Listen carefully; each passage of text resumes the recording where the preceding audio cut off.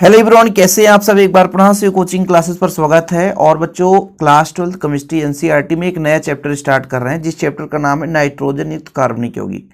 ये जो new NCERT है बच्चों, इसके अकॉर्डिंग चैप्टर 9 है, और जो पुराना एनसीईआरटी है उसके अकॉर्डिंग चैप्टर 13 है, यानी अध्याय 13 है, नाइट्रोजन युक्त कार्बनिक यौगिक।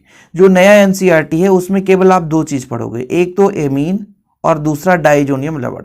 जो पुराना एनसीईआरटी था उसमें एमीन भी था, साइनाइड भी था, आइसोसाइनाइड और डाइजोनियम लवण, मतलब तीन भाग थे। जो पुराने एनसीईआरटी की मैं बात कर रहा हूँ, एमीन्स, साइनाइड, आइसोसाइनाइड और डाइजोनियम लवण। यहाँ पर हम न्यू एनसीईआरटी के अकॉर्डिंग पढ़ाएंगे। आपको एमीन कराएंगे बच्चों, जो कि आज ही हमारा पहला लेक्चर एमीन से ही लेकर के है, और फिर डाइजोनियम लवण। तो आप लोगों को ये ज़्यादा लंबा चौड़ा है नहीं, पहले एमीन का सामान्य जानकारी, भौतिक गुण, रासायनिक गुण बनाने की विधि, 3-4 लेक्चर ये हो गया। डाइजोनियम लवण का 1 से 2 लेक्चर हो जाएगा, क्योंकि 1-2 बनाने की विधि है, 1-2 रासायनिक अपक्रिया। तो ये चैप्टर जो है बहुत ही छोटा चैप्टर है, इसको हम बहुत जल्द खत्म कर लेंगे। चलिए शुरू करते हैं बच्चों। नाइट्रोजन युक्त कार्बनिक यौगिक, कार्बनिक यौगिक किसे कहते हैं ये सबको पता है कि कार्बन और हाइड्रोजन से मिलकर बना हुआ यौगिक कार्बनिक यौगिक कहलाता है। मुख्य रूप से इसमें कार्बन और हाइड्रोजन रहते हैं, बाकी साथ में आपका ऑक्सीजन रहता है। लेकिन जब नाइट्रोजन युक्त कार्बनिक यौगिक की बात आ जाती है, कहने का मतलब ये हुआ कि हाइड्रोजन और कार्बन के अतिरिक्त भी इसमें नाइट्रोजन भी जुड़ा रहेगा। इसमें जितने भी आप यौगिक का अध्ययन करेंगे उसमें नाइट्रोजन जुड़ा ही रहेगा, तभी वो नाइट्रोजन युक्त कार्बनिक यौगिक कहलाएगा। ऑक्सीजन मुख्य रूप से आपका जो कार्बनिक यौगिक होता है कार्बन, हाइड्रोजन और ऑक्सीजन से मिलकर। कार्बन और हाइड्रोजन तो वही होता है बच्चों, साथ में आपका थोड़ा बहुत ऑक्सीजन जुड़ा रहता है। लेकिन यहाँ पे जो आप कार्बनिक यौगिक पढ़ने वाले हैं, नाइट्रोजन युक्त कार्बनिक यौगिक। अब ग्रुप का पहचान करने के लिए थोड़ा बहुत आप लोग समझ लो, जिसमें नाइट्रोजन युक्त हमारा पहचान के लिए जुड़ा रहता है बच्चों। जैसे आपका CN होता है, ये साइनाइड है। इसमें जो कार्बन है बच्चों, नाइट्रोजन के साथ 3 बंध से जुड़ा रहता है, तो ये आपका साइनाइड है। ठीक है। इसके बाद आइसोसाइनाइड में क्या होता है, नाइट्रोजन कार्बन के साथ जुड़ा रहता है, लेकिन उपसहसंयोजी बंध से। देखिएगा, यहाँ पर देखिएगा, इधर सिंगल बॉन्ड है, किसी न किसी एल्किल ग्रुप से जुड़ा है, अर्थात किसी न किसी कार्बन से ही वो जुड़ा रहेगा। एल्किल ग्रुप मतलब कार्बन से जुड़ा रहेगा। अब यहाँ पे जो नाइट्रोजन है ये कार्बन से जुड़ा है और एक बंध उपसहसंयोजी बंध से।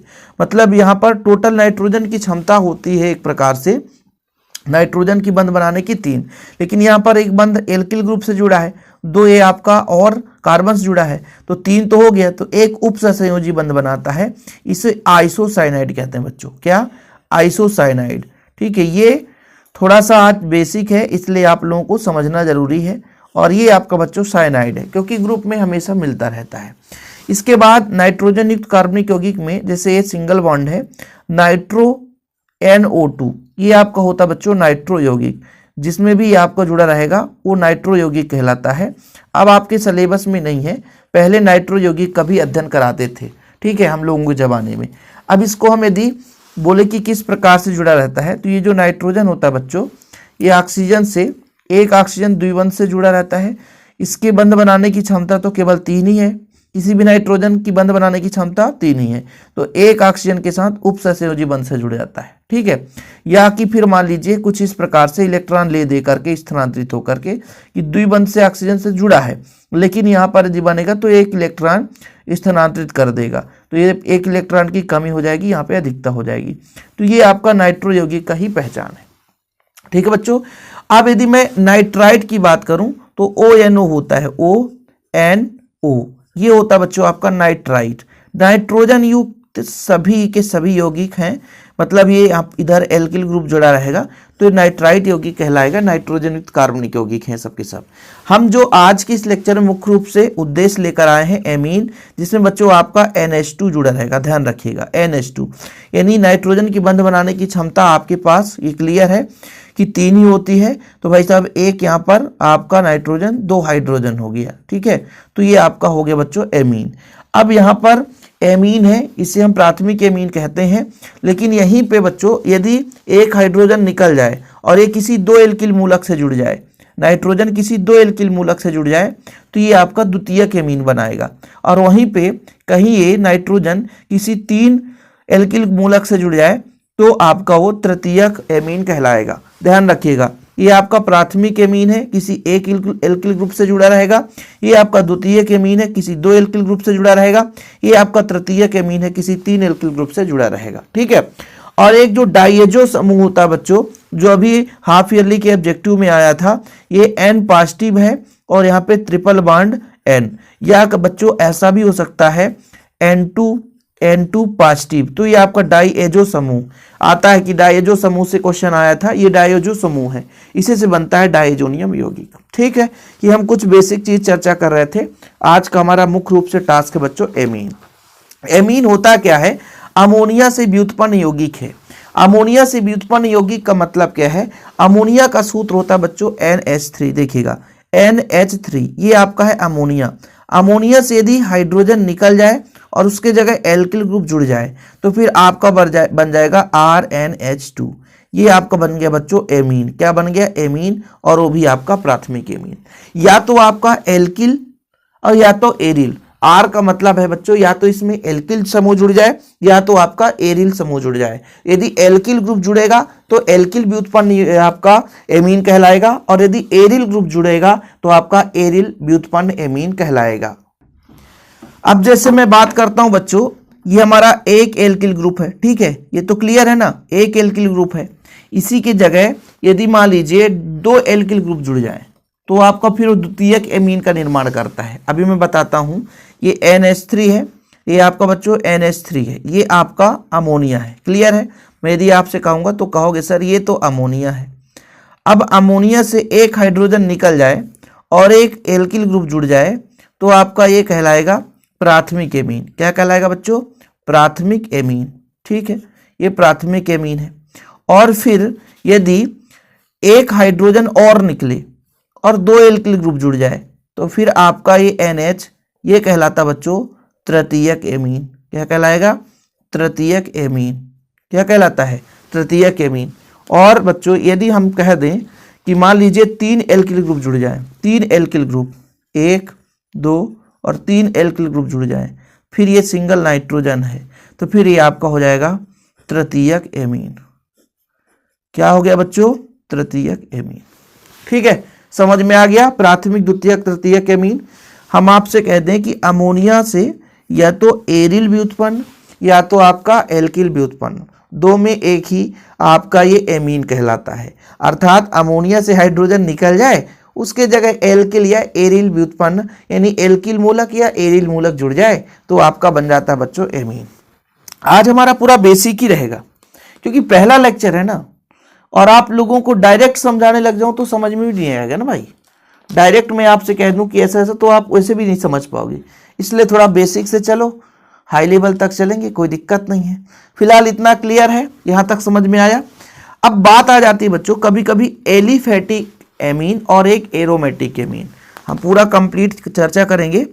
एलिफेटिक क्या कहलाता है? एलिफेटिक एमीन, और फिर एक होता है बच्चों आपका एरोमेटिक एमीन। एरोमेटिक, एलिफेटिक में तो आपको पता है कि केवल एल्किल मूलक जुड़ा रहेगा, और आपका एरोमेटिक एमीन में एरिल मूलक जुड़ा रहेगा। हम एग्जाम्पल भी लेकर चलेंगे और उसका नाम भी लिखते चलेंगे ताकि आपको समझ में भी आए, कोई परेशानी ना हो। अब बच्चों यहाँ पे जैसे आपका CH3 है और CH3 के साथ NH2 जुड़ा है, तो एक कार्बन का यहाँ पर एल्किल मूलक है, तो इसे हम बोलेंगे बच्चों क्या? मेथिलेमीन या मिथिलामीन। क्या बोलेंगे? मिथिलामीन या मेथिल एमीन भी कह सकते हैं। हम इसको मिथिलामीन बोल देते हैं, फर्स्ट डिग्री का है। तो ये आपका एलिफेटिक एमीन है। एलिफेटिक एमीन में क्या होता है? एक या एक से अधिक एल्किल मूलक जुड़े होंगे तो आपका वो एलिफेटिक एमीन कहलाएगा। लेकिन वहीं पे बच्चों यदि R समूह एरोमेटिक हो जाए, जो आपका R समूह है एरोमेटिक हो जाए, एरोमेटिक में जैसे फेनिल ग्रुप जुड़ जाए, ये आपका फेनिल ग्रुप जुड़ जाए, ठीक है, तो फिर यहाँ पे आपका हो जाएगा ये एनिलीन। इसका नाम है एनिलीन, लिख लेना आप लोग, ये बार बार परेशान करेगा, इसको बोलते हैं एनिलीन। ठीक है, ये आपका एरोमेटिक ग्रुप जुड़ा है। जरूरी नहीं कि एक ही एरोमेटिक, 2 ग्रुप जुड़ जाए, जैसे मैं आपसे यहाँ पे कह दूं 2 फेनिल जुड़ जाए, ये आपका हो गया, और यहाँ से 2 हाइड्रोजन निकलेगा तो टोटल 3 होते हैं अमोनिया के, 2 हाइड्रोजन निकल जाए तो NH बचेगा। ये लो, तो ये हो जाएगा बच्चों डाई फेनिल एमीन। इसका नाम लिख लो आप लोग, di phenyl amine, di phenyl amine. ठीक, तो इस प्रकार से यदि R जो हमारा होता है एल्किल ग्रुप हो तो आपका एलिफेटिक एमीन कहलाता है। और यदि बच्चों R जो है यानी RNH2 की मैं बात करता हूं, तो जब R जो है उसमें आपका एरीन समूह जुड़ जाए तो आपका एरोमेटिक या एरिल समूह जुड़ जाए तो वहां पे आपका क्या हो जाता है, एरोमेटिक एमीन कहलाता है। अब जैसे आपका ये मान लीजिए सीधा सीधा है एरोमेटिक एमीन है, लेकिन कभी कभी एक शब्द आपको देखने को मिल जाता है कि एरिल एल्किल एमीन, मतलब एरिल समूह भी जुड़ा हो और एल्किल ग्रुप भी जुड़ा हो।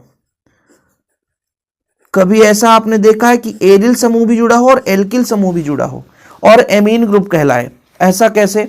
जैसे मान लीजिए हमारे पास एक रिंग है बंद संरचना युक्त, ये आपका एरिल ग्रुप है, फिर इसमें कोई एक छोटा सा एल्किल मूलक जुड़ा हो, जैसे CH2 जुड़ गया, फिर इसमें एमीन समूह जुड़ा हो, मतलब यहाँ पर एरिल भी है और एल्किल भी है और एमीन है, तब इसको बोलेंगे बेंजिल। बेंजिल है पूरा पूरा पूरा, ये बेंजिल है। बेंजिल बेंजल बेंजो जानते होंगे, तो ये बेंजिल है बच्चों, बेंजिल एमीन, इसका नाम हो जाएगा बेंजिलामीन,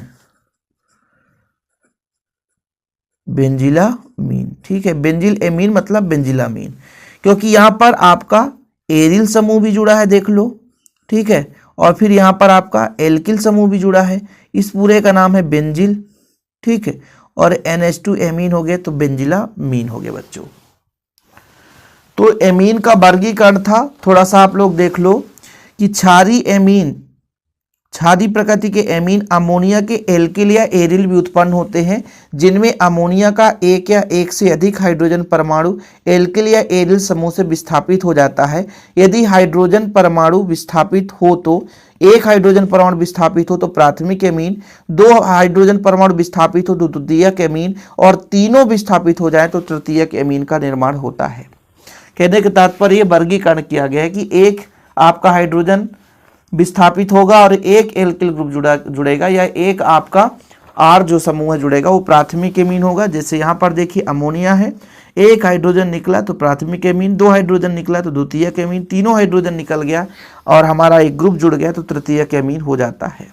ठीक है बच्चों, जैसे NH2 केवल उसको एमिनो समूह कहते हैं, लेकिन NH बस हो ना, इसको इमिनो समूह कहते हैं। और यदि N बस हो जाए जैसे यहाँ पर आपका, तो यहाँ पर तृतीयक नाइट्रोजन कहलाता है। कभी कभी ऑब्जेक्टिव में दे देता है कि आपका इस तरीके समूह दे देगा और बोलेगा इसका नाम क्या है, तो इमिनो समूह। जैसे अभी इस बार ऑब्जेक्टिव में पूछ दिया था डाइएजो समूह, तो लोग कंफ्यूज हो जाते हैं कि ये कहाँ से आता है। सब का सब पूरा बच्चों आपके सिलेबस में रहता है, पूरा विधिवत कराया जाता है। जैसे कुछ यहाँ पर यौगिक देखिए, इसका नाम लोगों को दिक्कत होगा।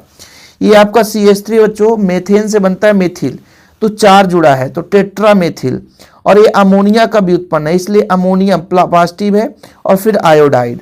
ऐसे यहाँ पर देखिए 2 कार्बन है तो आपका एथिल, तो टेट्रा एथिल अमोनियम, और बच्चों यहाँ पे OH है तो हाइड्रोक्साइड। इसका नाम देखो बच्चों ट्राई, देखो पहले मेथिल है तो ट्राई मेथिल, ये फेनिल है बच्चों, फिर अमोनियम ब्रोमाइड, इनका नाम हो गया। इनका नाम कभी कभी पूछता है ऑब्जेक्टिव में, इसलिए मैं यहाँ पे आपको करा दिया है। पूरा बच्चों अमोनिया से ही संबंधित यौगिक है, इसलिए इनका हमको कराना जरूरी रहता है। आपके सिलेबस में जो भी रहता है उसको हम छोड़ते नहीं हैं। ठीक है, कोई दिक्कत तो नहीं है। चलें आगे, बाकी आपका वर्गीकरण आपको मैंने कराया था। ठीक है, यहाँ पर आपको पूरा बेहतरीन रूप से बताया था बच्चों कि जो अमोनिया होता है, आप एल्किल ग्रुप जोड़ दो, हाइड्रोजन निकाल दो तो आपका एमीन बन जाता है। एमीन के वर्गीकरण में हमने मुख्य रूप से 2 प्रकार बताया था। एक तो एलिफेटिक एमीन, एलिफेटिक एमीन में केवल और केवल आपका एल्किल ग्रुप जुड़ा रहेगा, वो आपका एलिफेटिक एमीन, जैसे प्राथमिक एमीन, द्वितीयक, तृतीयक, इस पर हमने चर्चा कर लिया है।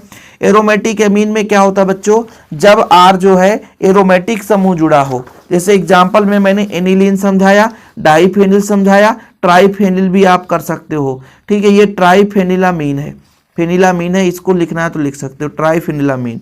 क्योंकि नाइट्रोजन से तीनों हाइड्रोजन निकल चुके हैं। इसके बाद यहाँ पर एक चीज और भी समझाया कि एल्किल भी और एरिल भी हो, दोनों चीज हो तो एल्किल एरिल एमीन कहला जाता है या एरिल एल्किल एमीन कहला जाता है। ठीक बच्चों, इसको भी आपको लिखना है तो लिख सकते हैं। अब थोड़ा सा हम इसके नामकरण के बारे में देख लेते हैं और किन किन यौगिक, जितना यौगिक हमने करा है ना उससे ज्यादा आपको पढ़ना भी नहीं है। जैसे मुख्य रूप से आने वाला जो आपका यौगिक रहेगा CH3NH2, एक ये यौगिक आपको देखने को मिलेगा। फिर एक आपको मिलेगा C2H5NH2, ठीक है, एक ये यौगिक देखने को मिलेगा जिसका नाम आप साधारण तरीके से बता सकते हैं। बच्चों आपका ये मेथिल है तो मेथिलेमीन हो जाएगा, या मिथिलामीन, सीधा मिथिलामीन, ठीक है ऐसा। और ये हो जाएगा एथिलेमीन, एथिल, या अलग से लिखना है तो एमीन, ऐसा भी लिख सकते हो बच्चों। और जो हमारा होता है C6H5NH2, इसी को बोला जाता है बच्चों एनिलीन। क्या बोला जाता है? एनिलीन। आप कहोगे सर ये सूत्र के रूप में लिखा है, इसे और किस रूप में लिख सकते हैं? तो NH2 इस रूप में लिख सकते हैं। ठीक है, अब जैसे हमने कहा C6H5NH, C6H5 तो डाइफेनिलेमीन, आपको बताया था हमने डाइफेनिलेमीन है। ठीक है, और बच्चों यदि हम यहाँ पे एक हाइड्रोजन और निकाल दें तो C6H5N, C6H5 और यहाँ पर C6H5 ट्राइफेनिल एमीन हो जाएगा, ट्राइफेनिलामीन हो जाएगा। ये चीज़ें हमको बार बार देखने को मिलते हैं तो आप लोग परेशान मत होना। अब जैसे कभी कभी ऐसा मिलता है CH3NHCH3, तो आप कह दोगे दो हमारे पास डाई एल्किल में आपका है methyl, di methyl amine, di methyl amine. ठीक है बच्चों, या कि कभी ऐसे देखने को मिल जाए C2H5NH C2H5, तो आप कहोगे इसका डाई एथिल, डाई एथिलेमीन हो जाएगा बच्चों। क्या हो जाएगा? डाई एथिलेमीन, मतलब दो एथिल ग्रुप जुड़े हैं और एमीन, तो डाई एथिलेमीन। जो आपके सिलेबस में उसकी मैं बात कर रहा हूं, क्योंकि ऐसा ना हो कि भाई साहब कि आप कहोगे सर आप उतना पढ़ाते हैं जो कि आता नहीं है, जो कि सिलेबस में है नहीं, ऐसा ना कहो। हमारा मेन उद्देश्य ये रहता है कि यदि बेसिक चीज आप पढ़ रहे हो तो कहीं ना कहीं आपको जब हम इसके बनाने की विधियां बताएं तो फिर वहां पे दिक्कत ना हो। इसलिए बच्चों आप लोग इतना कर लेते हैं काफी है। ठीक है, वैसे नामकरण आप लोगों के सिलेबस में आता नहीं है, केवल ऐसे ही यौगिक का आप नामकरण तैयार करो जो कि आपके सिलेबस में काम आ सके। बाकी अगले लेक्चर में हम इसके बारे में बात करेंगे पूरा डिटेल में। इसकी समाव्यपता भी पाई जाती है, जैसे श्रृंखला समाव्यपता और स्थान समाव्यपता, क्रियात्मक समूह समाव्यपता, लेकिन समाव्यपता कभी पूछा नहीं है। अब श्रृंखला समाव्यपता थोड़ा बहुत समझा देता हूं मैं। श्रृंखला समाव्यपता में क्या होता है? स्थान चेंज हो जाता, बस कुछ नहीं। ये श्रृंखला समाव्यपता में क्या होता है देखिएगा। समाव्यपता की बात करता हूं कि मतलब अणुसूत्र समान होता है, बाकी रासायनिक सूत्र भिन्न भिन्न हो जाए कोई दिक्कत नहीं। जैसे बच्चों हमारे पास CH3 है, CH2 है, CH2 है, CH2 है, NH2 है। इसका नाम बताओ तो 1 2 3 4 5। कहने का मतलब ये आप ऐसे भी देख सकते हो, मेथ एथ प्रो ब्यूट, ब्यूटेन 1 एमीन या ब्यूटेनामीन, ब्यूटिल मेथ, मेथ यहाँ से नंबरिंग करेंगे ना, नंबरिंग गलत हो गया, 1 2 3 4, तो एथ एथ प्रो ब्यूट, तो ब्यूटिल हो जाएगा, ब्यूटिल बच्चों और एमीन, ब्यूटिल एमीन हो जाएगा सीधा सीधा। अब श्रृंखला समाव्यपता का ये है कि अभी ये कितने कार्बन का श्रृंखला था, मतलब 4 कार्बन का श्रृंखला था, लेकिन इस बार देखिएगा इसको ही मैं चेंज कर दूंगा तो CH3 यहाँ पे CH, CH3, CH2 और NH2। अब देखो भाई साहब ये 3 कार्बन का श्रृंखला हो गया, तो कहीं ना कहीं श्रृंखला में परिवर्तन हो जाता है और ये श्रृंखला समाव्यपता दर्शाता है। इसी प्रकार स्थान समाव्यपता अभी 1 नंबर में था, यहाँ 3 नंबर में कर देता या 2 नंबर में कर देता तो स्थान समाव्यपता हो जाता है।